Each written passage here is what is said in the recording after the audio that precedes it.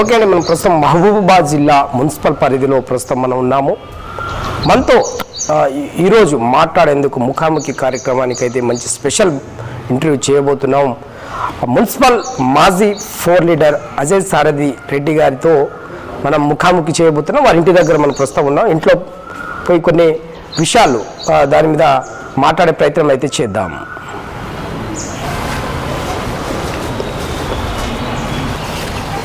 Okay ready. ప్రస్తుతం మన మహబూబాబాద్ జిల్లా మున్సిపల్ పరిధిలో ప్రస్తుతం మనం ఉన్నాం. మనతో మాట్లాడేందుకు సిపిఐ 4 లీడర్ మాజీ మున్సిపల్ మనతో మాట్లాడేందుకు అజయ్ సారథి రెడ్డి గారు మనతో ఉన్నారు.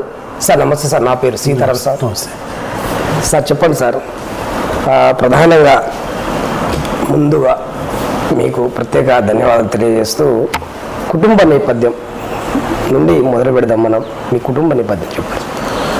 మా నాన్న పుల్లారెడ్డి గారు, మా అమ్మ సోమలక్ష్మి గారు, మేము 5 అన్నదమ్ములం, ఒక సిస్టర్ ఉంటుంది, మొత్తం 6. ఓకే. చిన్నతనం నుండి మా నాన్న మా అమ్మ సంబంధించినటువంటి పెద్ద ఫ్యామిలీ కావటం వల్ల అటువైపు ఇటువైపు సంబంధించిన బంధువులు లేదంటే ఈ ప్రాంతంలో ఉన్న ప్రజలతోటి అనుబంధం మా నాన్న నుంచే కొనసాగింపుగా వచ్చింది. ఆ క్రమంలో మా పెద్దన్న ధర్మన్న ఈ ప్రాంతంలో విద్యార్థి దశ నుంచే ఈ ప్రాంతంలో అప్పుడున్నటువంటి భూస్వామ్య శక్తులకు వ్యతిరేకంగా చిన్నతనం నుండి విద్యార్థి దశ నుండే ఈ ప్రాంతంలో ప్రత్యేక పరిస్థితుల నేపథ్యంలో తను అనేక యాక్టివిటీస్ చేయడం జరిగింది. ముఖ్యంగా విద్యార్థి దశలోనే ఇక్కడ మా అన్న ధర్మన్న ఇక్కడ ఒక క్రీడాకారుడిగా, తర్వాత అక్కడున్నటువంటి పరిస్థితులకు తగ్గట్టుగా ధైర్య సాహసాలతోటి ఈ ప్రాంతంలో ఉన్నటువంటి కొన్ని అసాంఘిక శక్తులు చేసేటువంటి ఆగడాలకు వ్యతిరేకంగా ముందు వరుసలో ఉండేటువంటి వాడు అన్న. రెండో అన్న పార్థసారథి కన్నన్న, మూడో బ్రదర్ విజయసాద్ రెడ్డి, చిన్నోడు జయసాద్ రెడ్డి, మా చెల్లె గీత టీచర్, గవర్నమెంట్ టీచర్. అందరూ కూడా ఆల్మోస్ట్ ఆల్ మేమందరం కూడా ఈ యొక్క రాజకీయ నేపథ్యం లోపలనే ఉండటం జరుగుతూ ఉంది. ముఖ్యంగా మా అన్న ధర్మన్న స్ఫూర్తితోటి మా కుటుంబం అంతా అప్పుడున్నటువంటి పరిస్థితుల వల్ల ప్రేరణ పొంది ఈ యొక్క భారత కమ్యూనిస్ట్ పార్టీ సిపిఐ ఉద్యమంలో మేము కొనసాగుతూ ఉన్నాం. ఈ రకంగా చిన్నప్పటి నుంచి విద్య అనేది ఎక్కడ మొదలైంది, ఏ ఊరు నుంచి మొదలైంది? నేను ఇక్కడే మహబూబాబాద్లోనే మా పుట్టి పెరగడం జరిగింది. ఎల్బీ స్కూల్లో 5th వరకు చదివిన తర్వాత హై స్కూల్, మళ్ళీ తర్వాత కంకరవాడ హై స్కూల్లో చదవడం జరిగింది. తర్వాత ఇంటర్మీడియట్ గవర్నమెంట్ జూనియర్ కాలేజ్, తర్వాత డిగ్రీ ఆర్ట్స్ అండ్ సైన్స్ కాలేజీ వరంగల్ లోపల, university arts and science college వరంగల్లో గ్రాడ్యుయేషన్ కంప్లీట్ చేయడం జరిగింది. తర్వాత లా కూడా ఆదర్శాల్లో చేయడం జరిగింది. కాకపోతే అనివార్య పరిస్థితుల వల్ల అక్కడ డిస్కంటిన్యూ చేయడం జరిగింది. ఈ విద్యార్థి దశలోనే ఈ యొక్క యాక్టివిటీస్కు మనం ఆకర్షితులై అందులో పాల్గొనడం జరిగింది. ముఖ్యంగా మా అన్న ప్రధానంగా ధర్మన్న స్ఫూర్తి, కుటుంబంలో కూడా అందరూ మాకున్నటువంటి స్నేహ సంబంధాలతో పాటు ఇతర సంబంధాలతోటి ప్రజలు నిత్యం మా ఇంటికి చిన్నప్పటి నుంచే మా నాన్న కాడి నుంచి, తర్వాత మా అన్న కాడి నుంచి ఇంకా విపరీతంగా ప్రజలు రావడం, ఆ వాతావరణంలో మేము పెరగటం వల్ల ఈ ఆర్గనైజేషన్లోకి రావటం జరిగింది. నా రాజకీయంలో అసలు చదువుతున్నావు, విద్యా బోధనలు నడుస్తున్నాయి, 10th అయిపోయింది, ఇంటర్ డిగ్రీ అయిపోయింది, మొత్తం అయిపోయింది. మీరు చదువుకున్న టైంలో దాదాపు ఒక 40 ఏళ్ల క్రితం మీరు చదువుకున్న టైం చూసుకుంటే అది 10th క్లాస్ కావచ్చు, ఇంటర్మీడియట్ డిగ్రీ కావచ్చు, ఆ టైంలో మీరు చదివిన చదువుకి అనేక జాబులు రావచ్చు, పెద్ద సైంటిస్ట్ కావచ్చు, మీకున్న నాలెడ్జ్కి ఏదైనా పెద్దదైనా సాధించగలవచ్చు. కానీ ఎటు కాకుండా మీరు రాజకీయంలో రావడం ప్రధాన కారణం ఏంటి?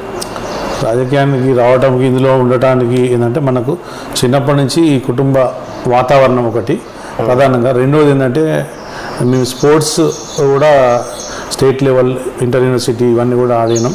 అంటే 93లో స్టూడెంట్ ఆర్గనైజేషన్లో ఏఎస్ఎఫ్లో ఒక బాధ్యత, ఒక క్రియాశీలక కార్యకర్తగా అందులో ఉండడం జరిగింది.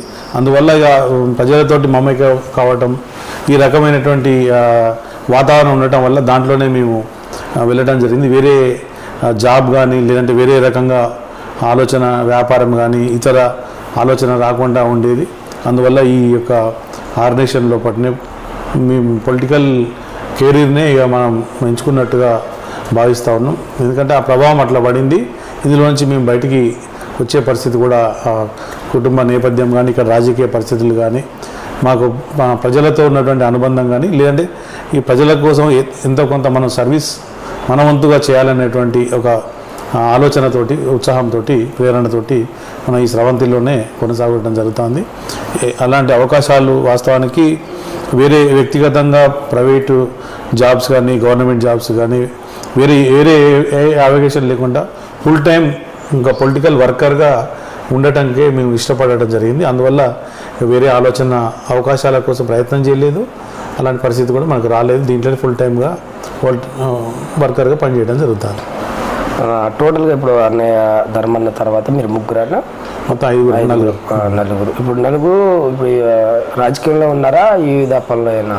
అందరూ ఆల్మోస్ట్ అందరం 5 ఒక రకంగా సిపిఐ పార్టీ లేదా రాజకీయాల్లో ఉన్నట్టే లెక్క. పూర్తి స్థాయిలో పెద్దన్న అమర్జీ ధర్మన్న చిన్నతరం నుంచి ఆయన 4 దశాబ్దాల పాటు తను 3.5 దశాబ్దాల పాటు తను పనిచేసిన. రెండో అన్న కన్నన్న తను కూడా సిపిఐ జిల్లా కార్యవర్గ సభ్యుడు పనిచేసిండు. మూడో బ్రదర్ ఇప్పుడు ప్రజెంట్ జిల్లా సెక్రటరీగా పనిచేస్తున్నారు. చిన్న తమ్ముడు కూడా ఎమ్మెల్సీగా లెఫ్ట్ ఆర్గనైజేషన్ నుంచి బలపరిచినటువంటి ఎమ్మెల్సీ అభ్యర్థిగా కూడా గతంలో 2019లో పోటీ చేయడం జరిగింది.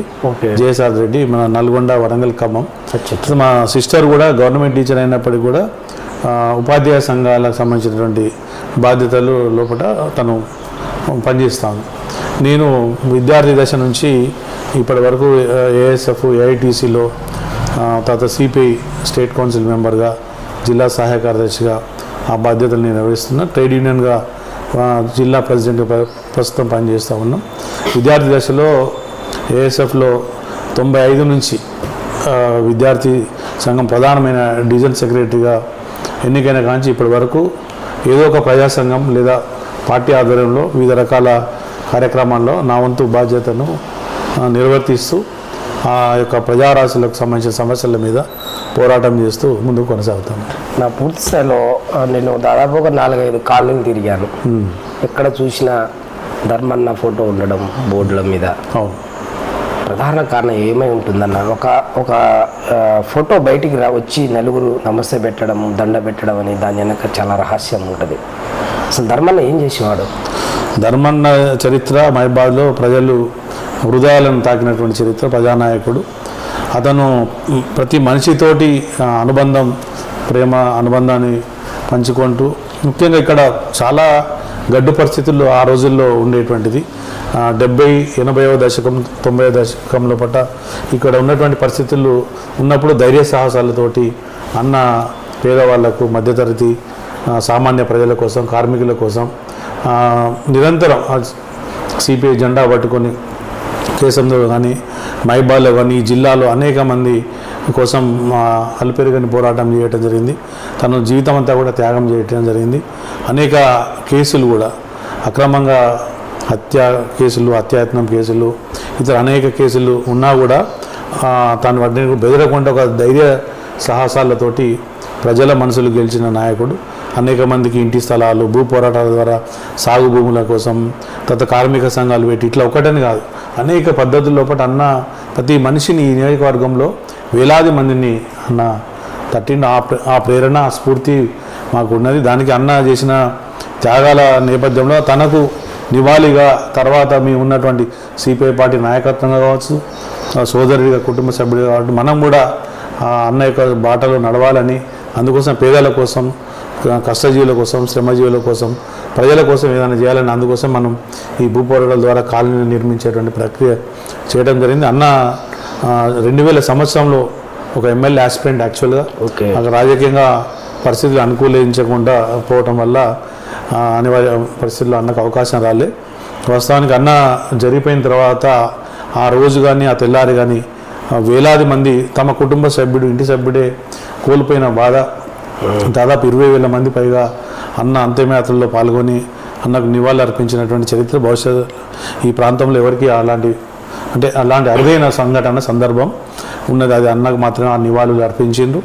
అంటే ఒక మనిషి ఉన్నప్పుడు ఎంత ఇచ్చిన సర్వీసు తిరిగి ఆయన లేనప్పుడు ఇచ్చింది. ఇప్పటికి కూడా 25 సంవత్సరాలు అవుతా ఉన్నా కూడా సజీవంగా అన్న స్ఫూర్తిని అప్పుడు తరం వాళ్ళు వాళ్ళ యొక్క కుటుంబం తెలిసిన వాళ్ళు ఇప్పటికి కూడా చెప్పుకుంటాను, స్మరిస్తూ ఉంటారు. అదే స్ఫూర్తితోటి మనం కూడా ఇక్కడ మనకు తెలిసిన పద్ధతుల్లో మన ఆర్గనైజేషన్ను డెవలప్ చేయాలి అనే ఉద్దేశంతో మనం కూడా మా ఫ్యామిలీగా కానీ ఇటు పార్టీ కార్యకర్తగా కానీ, ఎందుకంటే నన్న ఉమ్మడి వరంగల్ జిల్లా కార్యవర్గ సభ్యుడిగా పనిచేసిండు, సర్పంచ్గా కోరుకొండపల్లి గ్రామాన్ని చేసిండు, వివిధ రకాల గతంలో కేసంద్ర మండలి ఎంపీపీ కూడా పోటీ చేసి స్వల్ప తేడాతో ఓడిపోవడం జరిగింది. ఏదైనా అతను ప్రజల లోపల ఒక ప్రజానాయకుడిగా చిరస్మరణ స్థానం పొందింది కాబట్టి అతనికి వారి సేవలకు ప్రజల లోపల సజీవంగా అవి ఉన్నాయి.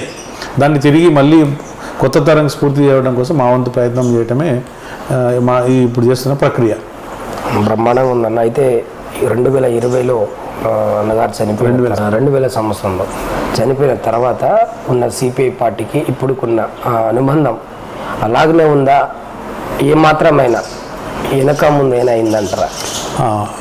వాస్తవానికి 2000 సంవత్సరం అన్న జరిగిపోయిన తర్వాత అదేవిధంగా సిపిఐ పార్టీకి కొంతమంది అప్పటికి గెలిచినటువంటి ప్రజాప్రతినిధులు ద్రోహం చేసి ఇతర పార్టీలకు పోయిన సందర్భంగా సిపిఐ పార్టీ రాష్ట్ర వ్యాప్తంగా వచ్చిన పరిణామాలు కావచ్చు, స్థానికంగా వచ్చిన పరిణామాలు కావచ్చు, 94లో ఎమ్మెల్యే గెలిచిన తర్వాత జరిగినటువంటి పరిణామాల నేపథ్యం వల్ల మనము ఈ ప్రాంతం లోపల 2000 తర్వాత కొంత పార్టీ బలహీనపడే పరిస్థితి వచ్చింది. ఆ క్రమంలో కొంతమంది ఈ పార్టీని వదిలి వేరే రాజకీయ పార్టీలకు పోవటం, అదేవిధంగా అన్న భౌతికంగా దూరం కావటం, కొత్త తరం నాయకత్వం వాళ్ళు సక్రమంగా లేకపోవటం వల్ల సిపిఐ అనే 3 అక్షరాలు మాత్రమే మహబాద్లో మిగులుతుందని కొంతమంది అవహేళన చేసినటువంటి పరిస్థితి ఉండే. కానీ దాని చరిత్ర 100 ఏళ్ల చరిత్ర ఇవాళ ఈ మహబాద్లో 100 years సెలబ్రేషన్ రీసెంట్గా నిర్వహించాను. అంటే మూడు అక్షరాలు మాత్రమే ఉంటాయనేటువంటి ఈ రాజకీయ పార్టీ వాళ్ళు నిలదొక్కుని మహబాద్ నియోజకవర్గంలో, పట్టణంలో, జిల్లాలో ఒక ముఖ్యమైనటువంటి ఫోర్స్గా మేము ఇవాళ ప్రజా సమస్యల మీద ఎత్తి చూపడంలో అన్ని రాజకీయ పార్టీలకు ధీటుగా ఒక దశలో ఎక్కువగానే మా యొక్క యాక్టివిటీస్ జిల్లా కేంద్రంలో లేదా నియోజకవర్గంలో, జిల్లాలో మేము మా పార్టీ నాయకత్వం అంతా కూడా చేయడం జరుగుతుంది. అంటే పార్టీ చాలా ఎత్తుపల్లాలని చూసింది. మహబాద్ ప్రాంతంలో 60 ఏళ్ళ లోపల ఒకసారి ఎమ్మెల్యే గెలిచిన, 94లో గెలిచిన తర్వాత పార్టీ మధ్యలో డిస్టర్బ్ కావటం జరిగింది. బలహీనపడిన పార్టీ తిరిగి పుంజుకొని ఇవాళ ప్రజా సమస్యల మీద ముందుకు పోతున్నటువంటి పరిస్థితి. పార్టీ చాలా ఎత్తుపల్లాలని చూసింది. మహబాద్ ప్రాంతంలో 60 ఏళ్ళ లోపల ఒకసారి ఎమ్మెల్యే గెలిచిన, 94లో గెలిచిన తర్వాత పార్టీ మధ్యలో డిస్టర్బ్ కావటం జరిగింది. బలహీనపడిన పార్టీ తిరిగి పుంజుకొని ఇవాళ ప్రజా సమస్యల మీద ముందుకు పోతున్నటువంటి పరిస్థితి. చిన్న విషయం, ఇప్పుడు తీగల సత్యనారాయణ అని మీరు చిన్న విగ్రహాన్ని కూడా అక్కడ ఏర్పాటు చేయడం జరిగింది. అంటే ఆ విగ్రహాన్ని చూస్తూ ఉంటే గతంలో ఒక 40 ఏళ్ల కింద ఉన్న రాజకీయ పార్టీలో ఉన్న సిపిఐ పార్టీలో పనిచేసే వాళ్ళు ఆ విగ్రహాన్ని చూసి కొందరు మాట్లాడుతూ ఉంటే నేను విన్నాను. వాళ్ళు మాట్లాడుతూ ఉంటే వాళ్ళకి ఏడుపు వచ్చే విధంగా మాట్లాడారు వాళ్ళు. అంటే ఆ త్యాగాలు కనిపించాయి నాకు. ఇప్పుడు మళ్ళీ అదే ఉద్యమం, అదే స్ఫూర్తి ఎందుకు రాలేకపోతుంది సిపిఐ పార్టీలో, ఎందుకు రాలేకపోతుంది అనేది మన క్వశ్చన్. అంటే అప్పుడు ఉన్నటువంటి భౌతిక పరిస్థితులు భిన్నంగా ఉండే, ప్లస్ మారినటువంటి జీవన శైలి పరిస్థితుల వల్ల అప్పటి భౌతిక పరిస్థితులు కూడా ఉండేది. ఎందుకంటే తీగల సత్యనారాయణ గారు సాయుధ పోరాటానికి దళానికి నాయకత్వం వహించి వారి శరీరంలో బుల్లెట్ దిగి తర్వాత ఎమ్మెల్యేగా కూడా వారు ఈ ప్రాంతంలో పట గెలిచిన తర్వాత అప్పటి పరిస్థితుల్లో అప్పటి త్యాగాలు వెలకట్టలేని దాంట్లో మనం అందులో ఏమాత్రం కొంత చేసినా కూడా ఇప్పుడున్నటువంటి పరిస్థితుల్లో గొప్ప అనే విధంగా ఉన్నటువంటి వాస్తవమే. ఎందుకంటే అప్పుడు ఉన్నటువంటి అన్ని రకాల ఇప్పుడు సమాజంలో వచ్చిన మార్పుల నిమిత్తం అన్ని రకాల అవలక్షణాలు కూడా అంతో ఇంత ఈ సమాజంలో ఉన్నప్పుడు అన్ని వర్గాలకు అది అంటుతూ ఉంటే తాకుతూ ఉంటుంది. దాని ప్రభావం వాస్తవంగా ఆ బలహీనతలు కొన్ని సమస్యలు ఉన్నాయి. కానీ ముఖ్యంగా ఏంటంటే ప్రజలకు ఇంతకుముందు ఉన్నటువంటి ఆ చైతన్యాన్ని ఈ పాలక ప్రభుత్వాలు కొంత నిర్వీర్యం చేసే విధంగా, ఆ చైతన్యాన్ని డైవర్ట్ చేసే విధంగా సాటి మనిషి కోసం లేదా సమాజం కోసం, ప్రజల కోసం ఉండాల్సినటువంటి నలుగురు కోసం బతికే సమాజాన్ని, అలాంటి ఆలోచన దృక్పథాన్ని పాలకులు తీసుకొస్తున్న విధానాలు, ప్రపంచవ్యాప్తంగా వస్తున్న మార్పుల నేపథ్యంలో మన యొక్క జీవన విధానంలో లేదంటే ఆలోచన దృక్పథంలో తేడా పడింది. దాని ప్రభావమే కమ్యూనిస్ట్ ఉద్యమం మీద కూడా పడింది. ముఖ్యంగా ఎన్నికలకు సంబంధించిన ప్రక్రియ కూడా డబ్బులతోటి లేదా ఇతర సంబంధించిన వాటితోటి, తర్వాత సమాజంలో వచ్చినటువంటి కొత్త పుంతలు దొక్కినటువంటి ఆలోచన, వ్యక్తిగత స్వలాభము, స్వార్థము, తర్వాత పర్సనల్ లైఫ్కు ఇంపార్టెన్స్ పెరిగిన నేపథ్యంలో కమ్యూనిస్టుల యొక్క కొంత ప్రభావం తగ్గింది. కానీ తిరిగి మళ్ళీ ఇప్పుడు ఇది కాదు, తిరిగి కాలచక్రం తిరిగినట్టు సైకిల్ లాగా మళ్ళీ ప్రజల లోపల కొత్త ఆలోచన వస్తుంది, తిరిగి వెనకకి వెళ్ళి ముందుకు పోయే పరిస్థితి. మన సిపిఐ పార్టీకి సంబంధించింది అవసరాలు ఉన్నప్పుడు కొంత ప్రాంతీయ పార్టీ కావచ్చు, జాతీయ పార్టీలు కావచ్చు, వాళ్ళ అవసరాల కొద్దీ మీ దగ్గర వచ్చి కలుస్తున్నారు. సంబంధించిన వాళ్ళు పని అయిపోయిన తర్వాత, గెలిచిన తర్వాత మళ్ళీ మిమ్మల్ని తుంగలు దొక్కినట్టు పరిస్థితిని చేసిపోతున్నారు. మరి ఎందుకు ఇలా మీకు ఇంత బలగం ఉన్నా కూడా, మీకు ఇంత నాలెడ్జ్ ఉన్నా కూడా, ఇది ఈ మహబూబాద్ జిల్లానే కాదు, వివిధ రాష్ట్ర 33 జిల్లాలో మీకు మంచి నాలెడ్జ్ పర్సన్స్ ఉన్నారు. మరి ఎందుకు పూర్తి స్థాయిలో మీరు నిటారుగా ఎందుకు నిల్చోలేకపోతున్నారు? అంటే ఇంతకుముందు చెప్పినట్టు మొత్తంగా సమాజంలో వచ్చినటువంటి కొత్త మార్పులు, కొత్త పరిస్థితుల వల్ల ఈ జనరేషన్ గ్యాప్ కూడా పెరిగి కొన్ని సెంటిమెంట్ అంశాలు ముందుకు రావటం వల్ల, ప్రాంతీయవాదమే కావచ్చు, మతమే కావచ్చు, లేదా డబ్బులే కావచ్చు, లేకపోతే ఇంకా వేరే ఏదో పేరు మీద, జాతీయ భావం పేరు మీద ఇలాంటి సెంటిమెంట్ అంశాలతోటి, షార్ట్ కట్ లైన్స్ తోటి రాజకీయాలు సమాజంలో కూడా ముఖ్యంగా మన రాష్ట్రంలో, దేశంలో నడవటం వల్ల కమ్యూనిస్టుల యొక్క ప్రభావం, కమ్యూనిస్టులు నిజం చెప్తారు, అది నిలకడగా ఉండేటువంటి విషయం. కానీ అది షార్ట్ కట్గా చెప్పేటువంటి వాటికి తాత్కాలిక ప్రయోజనాలకు ప్రజలు ఎడిక్ట్ కావటం వల్ల దాని పట్ల ఎక్కువ ఇంట్రెస్ట్ చూపెడతారు. కాబట్టి దానివల్ల ఈ మన కమ్యూనిస్ట్ పార్టీ అనేటువంటి దాని మీద కొంత ప్రభావం చూపలేకపోతా ఉంది. కానీ ఇప్పుడు ఎలక్షన్స్ వచ్చినప్పుడు కొన్ని రాజకీయ నిర్ణయాల వల్ల, రాజకీయ విధానాల వల్ల మేము అనివార్యంగా కొన్ని రాజకీయ పార్టీలకు, అది ప్రాంతీయ పార్టీలకే కావచ్చు, జాతీయ పార్టీలకు కానీ మద్దతు ఇవ్వవలసి వస్తుంది. ముఖ్యంగా రాజకీయంగా, సైద్ధాంతికంగా మేము వ్యతిరేకించేటువంటి శక్తులను ఓడించడం కోసం ఒక సందర్భంలో, లేదా అంతకుముందుకు ఆర్థిక విధానాల విషయంలో కొన్ని సందర్భాల్లో ఇట్లా ఆ యొక్క పరిస్థితుల వల్ల మా జాతీయ పార్టీ నిర్ణయాలను తీసుకోవాల్సి వస్తుంది. దాన్ని బట్టి మేము ఇక్కడ పనిచేయాల్సి వస్తుంది. అందువల్ల కొంత అయితే ఇదంతా కూడా ఇప్పుడు వీళ్ళంతా కూడా చాలా రాజకీయ పార్టీలు వస్తూనే పోతున్నాయి. ఇప్పుడు సిపిఐ అనేది 100 years అయినా కూడా అది దేశవ్యాప్తంగా బలమైనటువంటి రాజకీయ పార్టీగా మాకు ఉంది. అదే చట్టసభల్లో మనకు జనరల్గా ఎట్లున్నదంటే, చట్టసభలలో లేదా అసెంబ్లీలో కానీ, పార్లమెంట్లో కానీ, లేదా లోకల్ బాడీస్లో కానీ ప్రాతినిధ్యం తగ్గింది వాస్తవం. కానీ ప్రజా రాసుల లోపల మనకు ఉంది. అయితే ఇప్పుడు గెలిచినటువంటి బలం ఉన్నటువంటి వాళ్ళందరూ కూడా ప్రజలు నిజాయితీగా ఓటు అడిగి, లేదా ఎన్నికల లోపల రకరకాల ప్రయత్నాలు చేసి, వాళ్ళ డబ్బు కానీ, లేదంటే అధికార దుర్వినియోగం కానీ, లేకపోతే మతం కానీ, లేకపోతే ఇంకొక ప్రాంతీయవాద సెంటిమెంట్ కానీ, ఈ సెంటిమెంట్లు అలంచకుండా ఒక మనిషి కోసం, మనిషి ఎజెండాగా ఈ రాజకీయ పార్టీలు పెట్టి మొత్తం ఓట్లు అడిగితే తెలుస్తుంది. కానీ డబ్బులతోటి మెజార్టీగా డబ్బు అనేటువంటిది కమ్యూనిస్టు క్యాడర్ దగ్గర, లీడర్ల దగ్గర ఉండకపోవటం, లేదంటే వ్యక్తిగత ఆకర్షణలు, కొన్ని సెంటిమెంట్ అంశాలు, వీటి వల్ల మనము రాణించలేకపోతాం. చిన్న సిపిఐ పార్టీ ఎక్కడ తగ్గలేదు అంటే నేను ఒక ఉదాహరణ చెప్తాను. ఈ మధ్య కాలంలో 2 ఏళ్ల క్రితమే మన కాంగ్రెస్ పార్టీలో మీరు పొత్తు కలిశారు. పొత్తు కలిసిన తర్వాత ఒకే ఒక సీటు సిపిఐకి ఇచ్చారు. అది కొత్తగూడెం భద్రాద్రి కొత్తగూడెం జిల్లాకు సంబంధించిన నియోజకవర్గంలో కోరని సాంబశివరావు గారు ఇచ్చారు. మరి మీ బలగం అనేది ఒక్క సీట్లోనే చూపించారు. ఎందుకు తగ్గిపోతుంది? మరి ఆ బలగం అని ఒక్క సీట్లోనే చూపించారు కదా. మరి అంత బలం ఉన్నా ఇంకా మీ మహబూబాద్ నియోజకవర్గం నుంచి ఇచ్చినా కూడా గెలవడానికి పూర్తి స్థాయిలో ఉన్నారు, అవకాశం ఉంది. కాకపోతే ఏంటంటే అప్పుడు ఉన్న పరిస్థితుల్లో బీజేపీని, బీఆర్ఎస్ని నిలువరించాలి. తర్వాత ఒకటి ఏంటంటే బలం, మేము ఇప్పుడు నిలబడటం అనేది గతంలో కూడా మహబూబాద్ పార్లమెంట్ నుంచి 2019లో 20లో కూడా నిలబడింది. అయితే ఇక్కడ ఎట్లుండదంటే ఓట్ బ్యాంక్ అనేటువంటిది ఈ ఎలక్షన్ సందర్భంలో కొన్ని ప్రలోభాల వల్ల డైవర్ట్ కావడం వల్ల ఓటింగ్ కెపాసిటీ తగ్గిపోతుంది. ఓకే, దానివల్ల రిజల్ట్ సరిగా రాకపోవడం వల్ల అనివార్య పరిస్థితుల్లో మనం అలయన్స్ కావాల్సి వస్తుంది. ఇక ప్రాతినిధ్యం ఉండటం కోసం అప్పుడున్న పరిస్థితుల్లో స్టేట్ రాష్ట్ర పార్టీ, జాతీయ పార్టీ నిర్ణయం ప్రకారం ఒక అసెంబ్లీ స్థానం తీసుకొని మనం పోటీ చేయడం జరిగింది. వాస్తవంగా పార్టీ మొన్న జరిగినటువంటి ఇక్కడ స్థానికంగా జరిగిన జిల్లా మహాసభలు, రేపు ఆగస్టులో జరిగేటువంటి రాష్ట్ర మహాసభలు, భవిష్యత్తులో జాతీయ మహాసభలో కూడా సిపిఐ పార్టీ కానీ కమ్యూనిస్టులకు బలోపేతానికి ప్రయత్నం చేస్తుంది పార్టీ కూడా.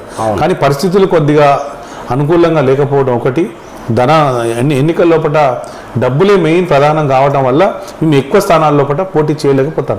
ఇంకా డబ్బు ప్రభావం ఇప్పుడు మన దాంట్లో ఉన్నటువంటి వాళ్ళంతా క్యాడర్ అంతా కూడా కార్మికులు, శ్రామికులు, పేదలకు సంబంధించిన వర్గాల నుంచి నాయకత్వం వహించేటువంటి ఇతర రాజకీయ పార్టీలో ఉన్నటువంటి వాళ్ళు సంబంధించిన వ్యాపారస్తులు, రియల్టర్లు, లేకపోతే కార్పొరేట్లు, డబ్బు ఉన్నటువంటి వాళ్ళే వాళ్ళ అసెంబ్లీ లేదా పార్లమెంట్ ఎన్నికలు అదే క్రైటీరియా అయిపోతుంది. కానీ ఎన్ని సంవత్సరాలు ప్రజా ఉద్యమాలు నిర్వహించింది, ఎన్ని ప్రజా ఉద్యమాలు నిర్వహించింది, రోజువారీ ప్రజల అవసరాల లోపల ఎవరుంటారు, ఏ రాజకీయ పార్టీ ఉంటుంది, ఏ నాయకుడు ఉంటుంది అనే ఆలోచన అనేటువంటి ఇప్పుడు అది సెకండరీ అయిపోయింది.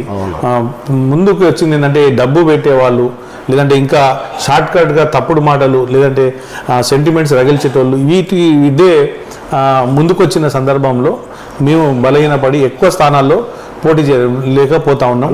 పోటీ చేసినప్పుడు కూడా గతంలో కూడా 1-2 సార్లు ఒంటరిగా కూడా పోటీ చేస్తే రిజల్ట్ అనేటువంటిది చాలా నామమాత్రం రావటం వల్ల ఒకటి. రెండోది, రాజకీయ ప్రత్యర్థులు అధికారంలోకి వస్తూ ఉన్నారు. రాజకీయంగా విభేదించేటువంటి, మేము సైద్ధాంతిక విభేదించేటువంటి రాజకీయ పార్టీ బలపడతానన్నప్పుడు దానికంటే కొద్దిగా విభిన్నమైనటువంటి సెక్యులరిజము, లౌకికత్వం ఉన్నటువంటి ఆ రాజకీయ పార్టీలను మన అనివార్యంగా మేము కొన్ని సందర్భాల్లో పట్ల బలపరిచింది వాస్తవం. అదొకటి భవిష్యత్తులో దాని మీద కూడా చర్చ జరిగింది. ఇప్పుడు పూర్తి స్థాయిలో మహబూబాద్ నియోజకవర్గం మున్సిపల్ పరిధిలో చూస్తే సిపిఐకి బలం అనేది బాగుంది. ఇదే స్థాయిలో మండలం, నియోజకవర్గాల్లో లేకపోతుందా? మరి అసలు ప్రధాన కారణం ఏంది? ఇది మీరు ఇంత యాక్టివ్గా ఈ మహబూబాద్ జిల్లాలో ఉన్న యాక్టివ్గా బయట ఎందుకు లేకపోతుంది? నియోజకవర్గాలు ఎందుకు లేదు? మండలాలకు ఎందుకు? మరి గ్రామ పంచాయతీలు ఎందుకు ఉండలేకపోతున్నారు అనేది ప్రధానంగా. మీరు సభలు పెడుతున్నారు, అన్నీ చేస్తున్నారు, వాళ్ళకి అన్ని గైడెన్స్ ఇస్తున్నారు, అన్నీ చేస్తున్నారు. ఇప్పుడు మీరు ఇక్కడ ఉండి రేపు కే సముద్రంపై ఎక్కడ సభ పెడుతున్నారు, కురువులు అన్నీ నేను చూస్తూనే ఉన్నాం, మేము వింటూనే ఉన్నాం. మరి పూర్తి స్థాయిలో మీకున్న కార్యకర్తల కింద పనిచేయట్లేదా? వాళ్ళకి ఏమైనా బయట నుంచి ఏమైనా ఒత్తిడి వస్తుందా? మరి ఏంటని వాస్తవానికి జిల్లా కేంద్రం కాబట్టి మీ నిరంతర ఉద్యమాలు, leadership, district head quarter, parliament కేంద్రం, మున్సిపాలిటీ కాబట్టి ఇక్కడ ఎక్కువ యాక్టివిటీస్ జరుగుతూ ఉంటాయి. లీడర్షిప్ కూడా ఇక్కడ ఎక్కువ ఉండటం జరుగుతుంది.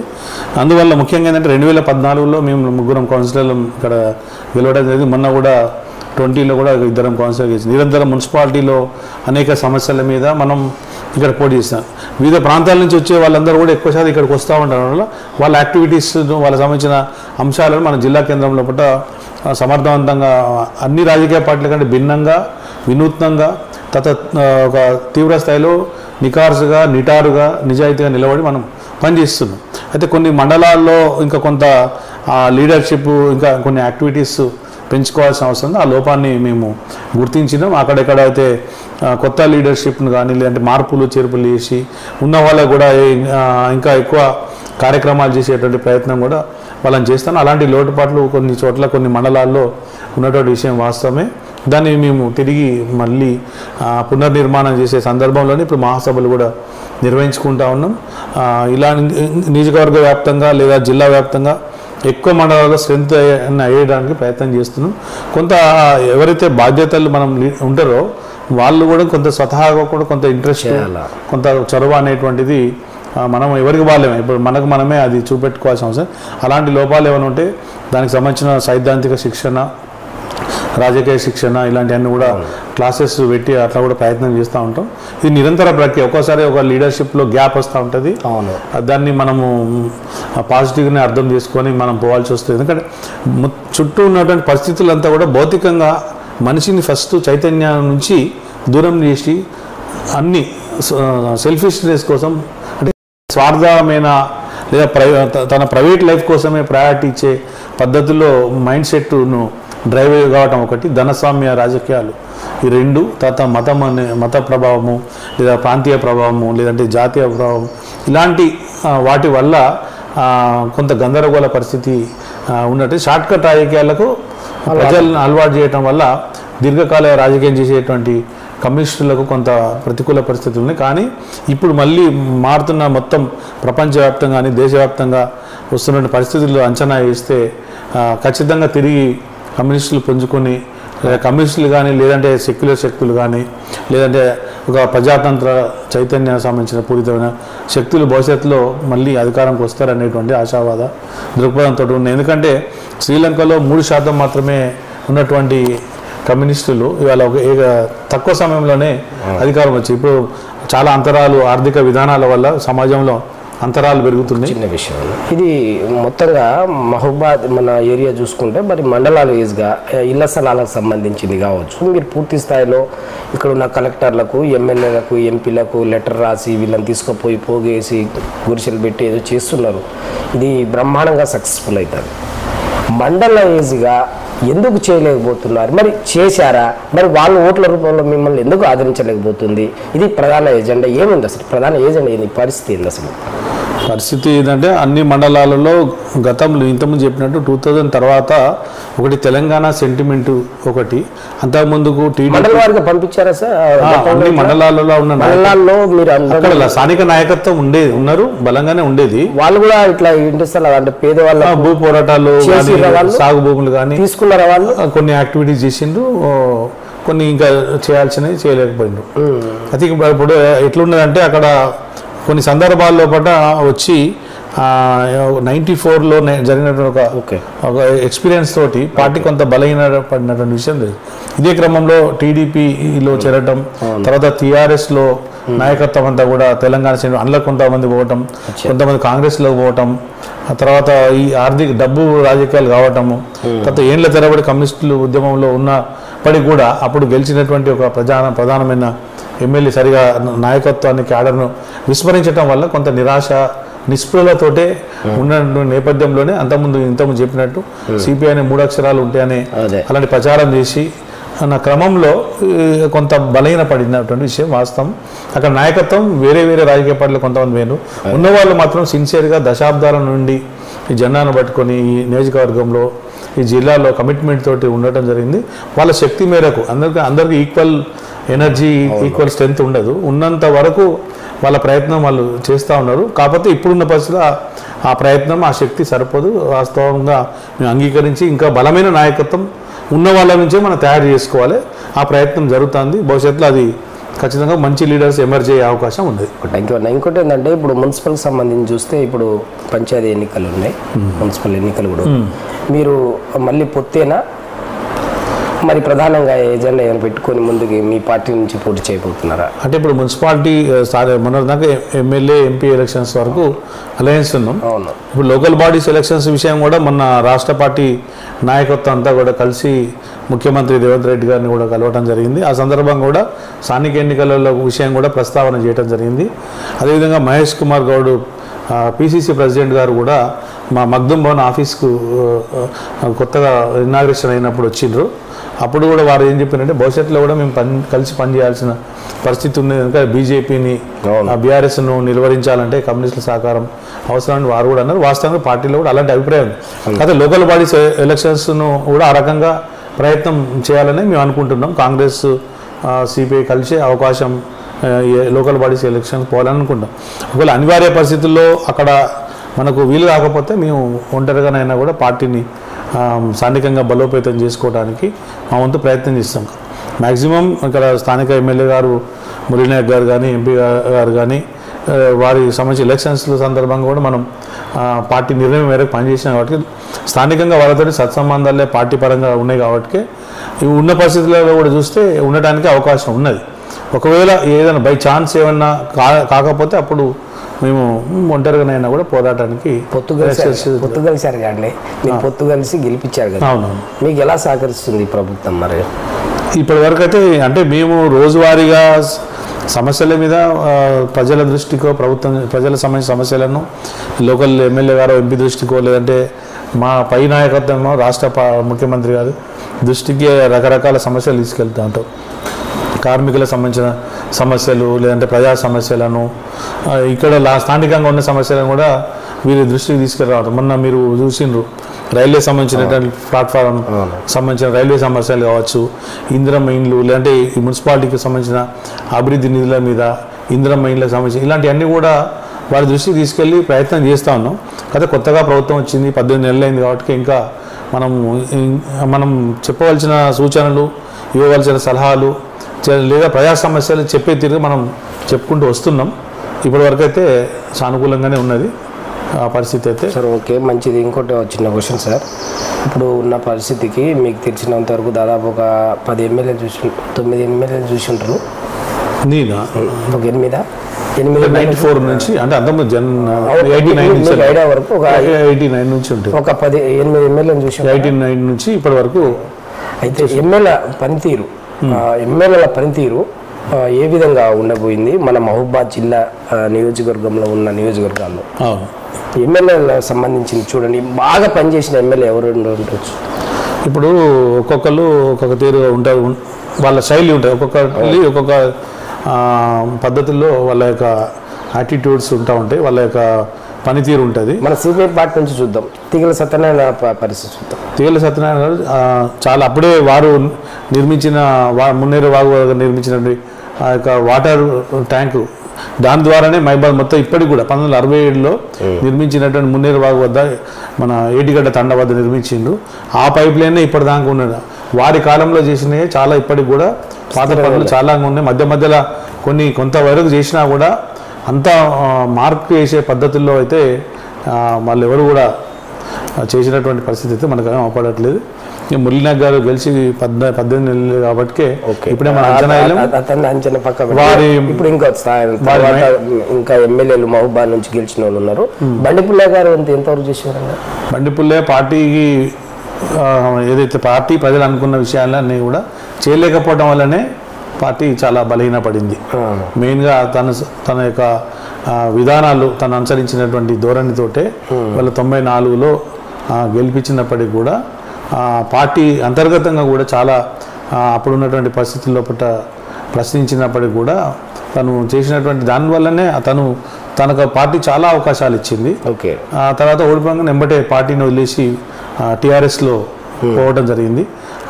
అతనికి అందలాలు ఎక్కించిన ఈ పార్టీనే ఆపద కాలంలో వదిలిపోవటం జరిగింది. అది దాన్ని బట్టి మీరు అతను ఏ రకంగా చేసిండో జడ్జిమెంట్ మీరే నిర్ణయించుకోవచ్చు. అతనితో పాటు కొన్ని శక్తులు టీఆర్ఎస్లో పోవటం, మిగతా వాళ్ళు టీడీపీలో పోవటం, తర్వాత ఇంతకుముందు చెప్పినట్టు అమరజీత్ ధర్మన్న చనిపోవడంతో ఈ 3 అక్షరాలు మాత్రమే ఉంటాయని చెప్పినటువంటి ఘటన. ఎందుకంటే పార్టీని బలహీనం చేసిందే, బలహీన పడిందే క్యాడర్ కానీ ప్రజలు కానీ విశ్వాసం కోల్పోవడానికి ఆ 94లో జరిగినటువంటి ఆ యొక్క ప్రజాప్రతినిధి ఆ నాయకుడి యొక్క వైఫల్యం వల్లనే ఇప్పటికీ కూడా ఆ ప్రభావము మా పార్టీ మీద తీవ్రంగా పడ్డాయి. ఈ మన ఎం నరేందర్ రెడ్డి గారి ఎమ్మెల్యేగా ఒకసారి చేసిన పరిస్థితి, అతని పనితీరు ఎలా ఉంది సార్ మీకు తెలుసు? ఎమ్మెల్యే గారు వేం నరేందర్ రెడ్డి గారు ఉన్న హయాంలో అప్పుడు కాంగ్రెస్ గవర్నమెంట్ ఉండేది, ప్రతిపక్ష ఎమ్మెల్యేగా ఉండేవారు. వారు టీడీపీ నుంచి ఎమ్మెల్యేగా ఉండేది. గవర్నమెంట్ ఏమో కాంగ్రెస్ పార్టీ గవర్నమెంట్ ఉండటం వల్ల మాతో పాటు వారు అంటే ఎమ్మెల్యేగా వారి స్థాయిలో వాళ్ళు పనిచేసే క్రమంలో వారు చేయడం జరిగింది. అదే క్రమంలో స్థానిక మంచినీటి సమస్య మీద కానీ వేరే సమస్యలు కానీ అటు ఎమ్మెల్యేగా ఉన్నప్పటికీ కూడా రాజకీయ పార్టీలను కలుపుకొని వివిధ రకాల ఆందోళనలు కూడా నిర్వహించినటువంటి పరిస్థితి ఉన్నది. తను ప్రజలకు కొంత పాజిటివ్గా స్పందించి తన వంతు ప్రయత్నం చేసిండు. అప్పుడు ప్రభుత్వం అనుకూలంగా లేకపోవటం అదొక ఇబ్బందికరమైన వాతావరణం ఉండేది.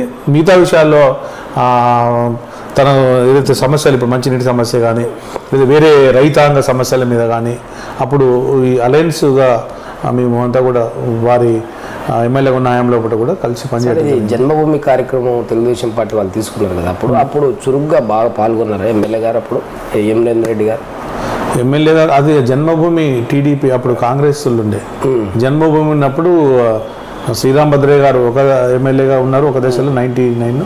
అంతకుముందు బండిపుల్లే గారు ఎమ్మెల్యేగా ఉన్నారు. వాళ్ళిద్దరు ఉన్నారా టీడీపీ చంద్రబాబు నాయుడు జన్మభూమి. వేం నరేందర్ గారు ఉన్నప్పుడు కాంగ్రెస్ ప్రభుత్వము రాజశేఖర రెడ్డి గారు ముఖ్యమంత్రిగా ఉండి అప్పుడు వేరే యాక్టివిటీస్ జరిగినాయి. దాంట్లో వారు ప్రభుత్వ పరంగా జరిగే యాక్టివిటీస్లో వాళ్ళు పాల్గొనేవారు. భరచంద్ర తండ్రి గారు ఎన్నిసార్లు ఎమ్మెల్యే గెలిచారు? 5 సార్లు మహబూబాద్ నియోజకవర్గానికి. అప్పుడు అభివృద్ధి ఎలా ఉంది? అప్పుడు చాలా ఈ ప్రాంతంలో కూడా విద్యాపరంగా వాటి పరంగా పెద్దగా చేసింది తక్కువ ఉన్నది. అప్పటి పరిస్థితుల్లో వారు 89 అంటే 94లో వాళ్ళు ఓడిపోవడం జరిగింది మొదటిసారి.